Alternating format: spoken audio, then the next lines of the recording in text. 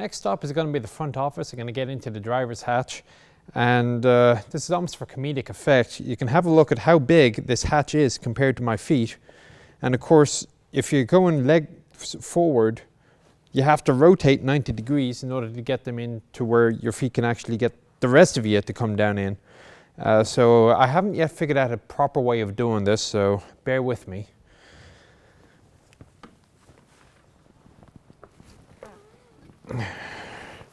You would not want to be getting out of here if the tank was on fire.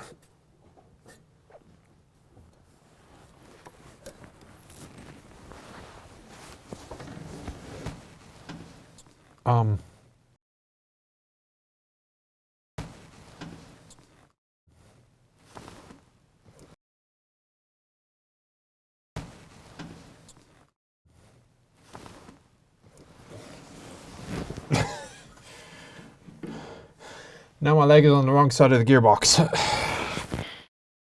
After having finally managed to get myself into a position where I can reach the controls, it's actually fairly simple and easily laid out. You can argue that the driver does not have good visibility between that and the two periscopes, which are rotatable and can be moved up and down in elevation. He's actually got a pretty good view. Only catch, of course, is he's got metal on top of him, so he can't stick his head out the top. The only way in or out is through that very narrow compartment. Most of the instruments are to the left: oil pressure, temperature, panel light switch, fuel gauges, and your speedometer. The rev counter is on the right hand side. To his direct front, he's going to have his two steering levers. He's got his clutch, which is quite heavy, the brake, which is very squishy right now, so I don't trust this, and the accelerators to the right of that. Right in the center, he's got his 5-speed gearbox, which also has a reverse gear. Apparently, only second gear was to be normally used for driving, because there is an interlock that has to be lifted up to move out of the way before the gear lever can be pushed over to the side to come down into first or forward into reverse. The controls for the electrical system, the 12 volts, are over here. It's master powers. To get yourself going, once you have yourself turned on with the knob, and of course, so you check all your panels, make sure everything is going right, your fuel pump is running and what have you. Set your hand throttle to the appropriate level. Make sure you're in neutral. Push down hard on the clutch to release the weight on the starter motor. Button marked starter. Push and hold, engine roars to life. You also have a device called a strangle on the right hand side here. And the strangle is what the rest of us will call a choke. Go figure. Anyway, eventually the thing will idle correctly, and away you go. Just make sure that at all times, unless you are actually putting a steering input, that you have pushed your steering levers all the way forward, especially when starting the engine. Apparently the manual says the tank doesn't like that.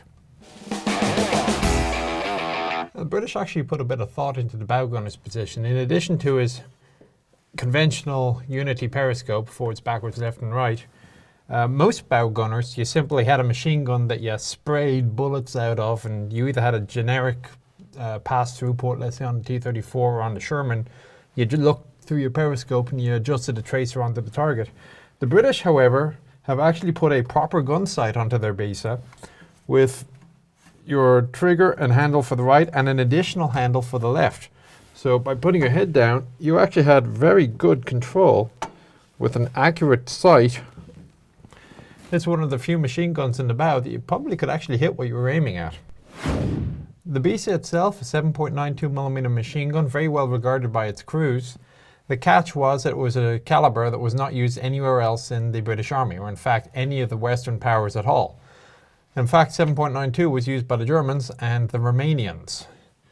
However, that said, if there were any benefits to be found as you were attacking, you can find enemy ammunition. I don't know if they ever thought about putting it into the Bisa, but I guess it was possible. The last thing I'll note in here in the driver's compartment, to my front left, just out of camera shot, is the access for the lubrication systems that I mentioned from the suspension. And you'll also note possibly that the interior of this vehicle is narrower than the exterior would imply. And again, this is a fact of the Chrissy suspension system taking up room between the outside armor plate and the inside crew compartment. It's just much narrower.